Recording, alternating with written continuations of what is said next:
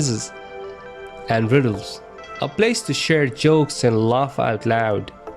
Let's make our homes a school, a learning space, a place to read, to write, to draw, to paint, a place to learn and teach new things, a place to develop ourselves, to grow and progress both personally and professionally.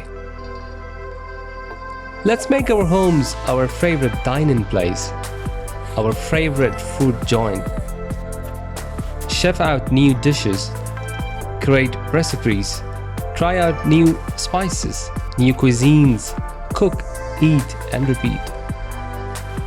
Let's make our homes a garden, plant seeds, seeds of spices, fruits, vegetables, flowers, seeds of happiness and gratitude.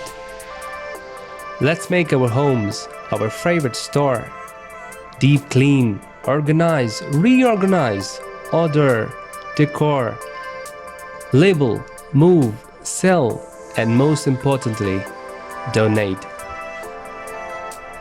Let's make ourselves and our homes more spiritual, a place to meditate, to reflect, to seek forgiveness, to grant forgiveness, a place to appreciate, to acknowledge, to be a better version of ourselves, a place to unite, a place to respect, a place to care, to heal, and a place to love unconditionally.